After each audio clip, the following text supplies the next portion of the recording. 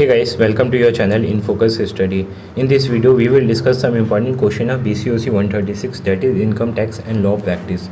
ठीक है, इसमें हम इम्पॉर्टेंट क्वेश्चन की तरफ अप्रोच करेंगे जो क्वेश्चन पेपर में बहुत ज़्यादा रिपीट होते हैं. ठीक है, मैं आंसर भी आपको थोड़ा बहुत बता दूंगा ताकि आपको हेल्पफुल रहे. ठीक है, और इसकी PDF में आपको टेलीग्राम पे दे दूंगा, तो आपको अगर PDF चाहिए फ्री ऑफ कॉस्ट तो आप टेलीग्राम चैनल ज्वाइन कर सकते हैं मेरा. चैनल को सब्सक्राइब कर देना. सबसे पहले ये वीडियो आपके लिए बहुत ज़्यादा हेल्पफुल होने वाली है. ठीक है, तो पहला क्वेश्चन जो पेपर में रिपीट होता है वो होता है what is provident fund. What do you mean bye provident fund. Discuss different types of provident fund. तो देखो प्रोविडेंट फंड क्या होता है और इसके टाइप्स क्या होते हैं वो मैं आपको बता देता हूँ. देखो प्रोविडेंट फंड आपको पता होगा, PF शॉर्ट फॉर्म में बोलते हैं. तो ये एक स्कीम होती है, वेलफेयर स्कीम होती है. किसके लिए? एम्प्लॉयज़ के लिए. ठीक है, इसमें क्या होता है कि सर्टेन अमाउंट क्या होता है आपका डिडक्ट हो जाता है. आपके जो मंथली आपकी इनकम होती है उसमें से सर्टेन अमाउंट क्या होता है डिडक्ट होता है. और कुछ पैसे होते हैं वो आपका एम्प्लॉय अपनी तरफ से देता है, एम्प्लॉयर अपनी तरफ से देता है, और कुछ आपकी सैलरी से कटता है. वही जाके कहाँ पर जमा होता रहता है? प्रोविडेंट फंड में जमा होता रहता है. ठीक है, फिर इसके चार टाइप्स होते हैं. पहला स्टैट्यूटरी होता है, दूसरा रिकॉग्नाइज होता है, तीसरा अनरिकॉग्नाइज होता है, और चौथा हमारा होता है पब्लिक प्रोविडेंट फंड. ठीक है, तो जो पहला होता है वो बहुत कम होता है. वो क्या होता है? Statutory provident fund. ठीक है, SPF बोलते हैं इसको. ये किसके लिए होता है? मेनली गवर्नमेंट एम्प्लॉयज़ के लिए होता है. जो गवर्नमेंट एम्प्लॉयज़ होते हैं वो यूज़ करते हैं इस चीज़ का. ठीक है, क्लियर हो गया होगा आपको.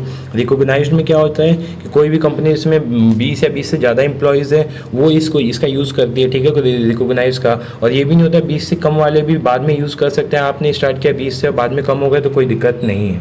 ठीक है, फिर अनरिकॉग्नाइज क्या होता है?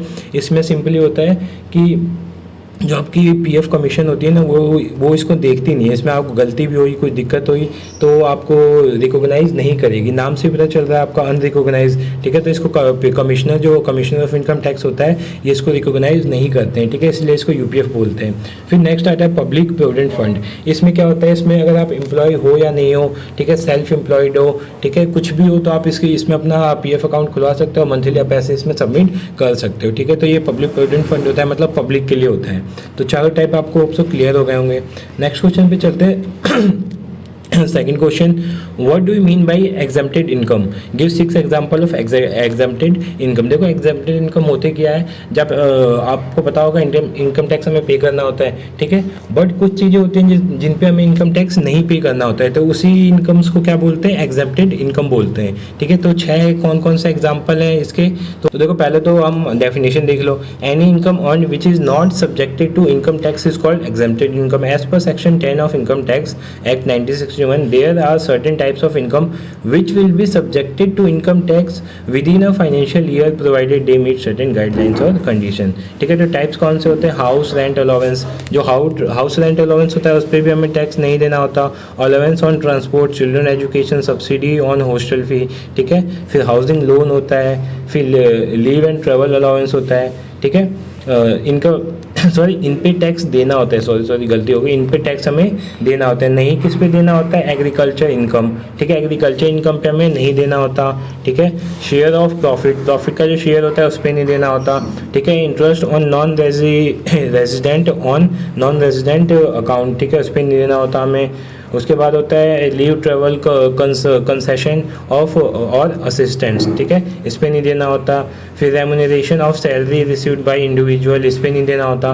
तो ये सारी लिस्ट है, आप देख सकते हैं जिस पे हमें टैक्स नहीं देना होता. ठीक है, इनकी भी कंडीशंस होती है, वो आपको कंडीशन अलग से आपको उसको रीड करना पड़ेगा. ठीक है, नेक्स्ट आते हैं हम अपने नेक्स्ट क्वेश्चन पे. थर्ड क्वेश्चन, 2 क्वेश्चन हमने डिस्कस कर दिए. Third question, explain the provision of income tax act regarding exemption of income of political party as per section 13. ठीक है, तो जो पॉलिटिकल पार्टी होती है उनकी भी इनकम क्या होती है?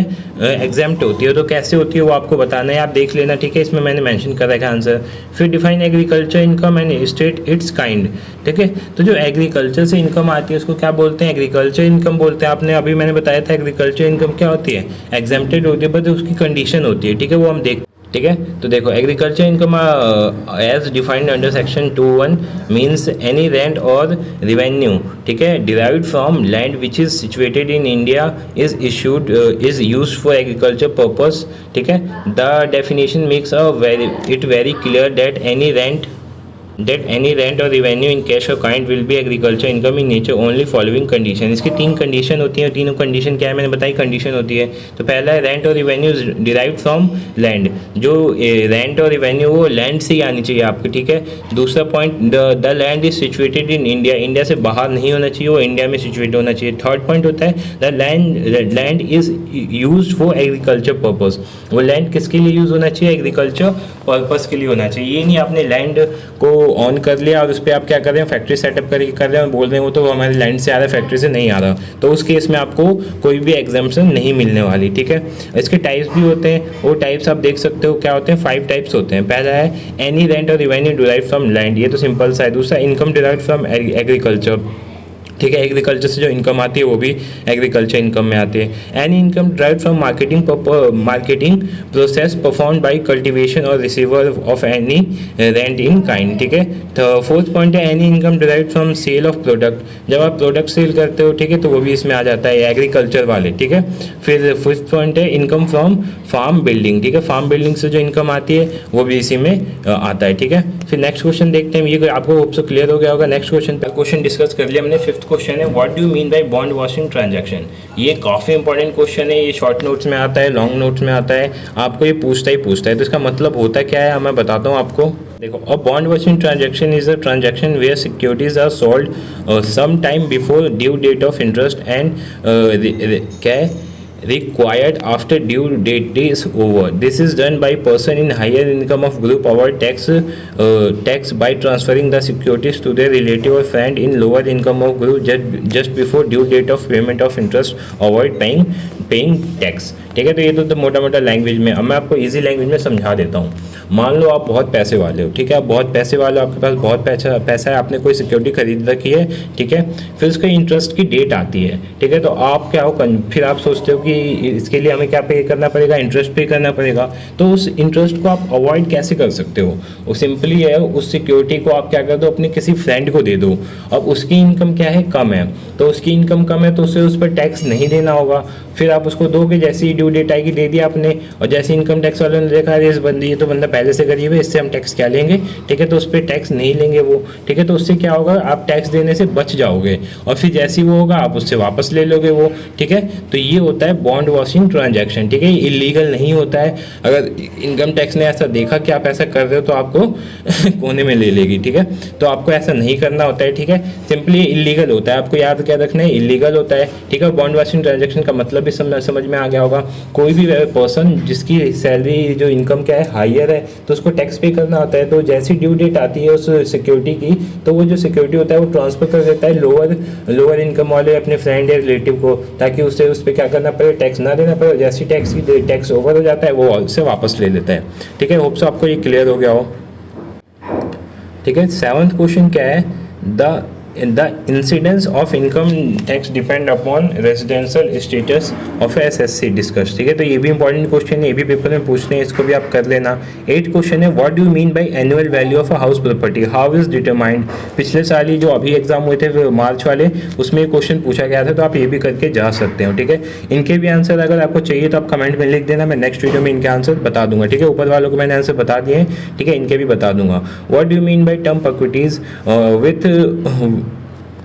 with state the properties that are taxable in hand of all category of employee। properties क्या होते हैं, इसके टाइप्स क्या होते हैं, आपको ये करके चले जाना है। 10th क्वेश्चन है what do you mean by residential status of an SSC, describe the rules of determining the residential status of an individual, ठीक है। 11th क्वेश्चन क्या है what do you understand by the term dividend explain as per provision of income tax act. Dividend क्या होता है, आपको income tax act के according समझाना है। नेक्स्ट क्वेश्चन है what do you mean by set off losses, explain the person who set of losses given in the income tax act 1961, ठीक है। ये देखो, ये काफ़ी इजी होता है। सेट ऑफ लॉसेस का मतलब क्या होता है, मान लो किसी ईयर में आपको बहुत लॉस हुआ है, ठीक है, आप उसको पे नहीं कर पा रहे उस लॉस को, तो आप क्या कर सकते हो, उस लॉस को नेक्स्ट ईयर के लिए क्या कर सकते हो, ट्रांसफर कर सकते हो। अगर सिंपली लैंग्वेज में ये डेफिनेशन होती है, बाकी आप रीड कर सकते हो, ठीक है। नेक्स्ट क्वेश्चन है 13 explain the briefly the various kinds of securities from income tax point, ठीक है। सिक्योरिटीज के क्या क्या टाइप्स होते हैं वो बताने हैं आपको। 14 क्वेश्चन है what do you mean bye clubbing of income, clubbing of income क्या होता है ये बताना। देखो जो हमने बॉन्ड वाशिंग ट्रांजैक्शन करी थी ना, ये उसी की तरह सिमिलर होता है। इसमें भी क्या होता है, जो टैक्स होता है हम क्या करते हैं, अपने रिलेटिव को मतलब वो करते हैं कि फॉरवर्ड कर देते हैं, ठीक है। जो हमारी लाइक मान लो आपके पास कोई मशीनरी है, ठीक है, उससे आपकी इनकम आती है, तो उस पर टैक्स अगर आपको पे करना है तो आप अपने इनकम मतलब आप अपने वाइफ को दे देते हो, अपने चिल्ड्रन को दे देते हो, तो उससे आपको टैक्स नहीं देना पड़ता। तो ये भी क्लबिंग ऑफ इनकम होती है, और जो बॉन्ड वाशिंग ट्रांजैक्शन में मैंने बताई थी, ठीक है। तो ये भी लीगल नहीं होता, इलीगल होती है ये, ठीक है। 15 है, what are the capital assets, what are the types of capital asset, ठीक है। लॉन्ग टर्म होता है और शॉर्ट टर्म होता है। कैपिटल एसेट्स आपको पता होना चाहिए, आपने 12th में पढ़ी होगी, ठीक है। तो ये हमारे इंपॉर्टेंट क्वेश्चन थे BCOC 136, और ये वीडियो BCOC 136 के लिए तो इंपॉर्टेंट है ही, साथ में ECO 11 के लिए भी है, ठीक है। दोनों के लिए मैंने वीडियो बना रखी है, ठीक है। आप ऐसा मत सोचना किसी एक के लिए, क्योंकि दोनों कोर्स क्या है, सेम है, दोनों कोर्स सेम है। आप क्वेश्चन पेपर उठा के देखिए, सेम क्वेश्चन आते हैं, ठीक है। तो ये दोनों स्टूडेंट्स के लिए BCOC 136 के लिए भी और ECO 11 के लिए भी है, ठीक है। होप सो आपको ये वीडियो अच्छी लगे तो वीडियो को लाइक करना, चैनल को सब्सक्राइब करना है for further information. Thank you so much.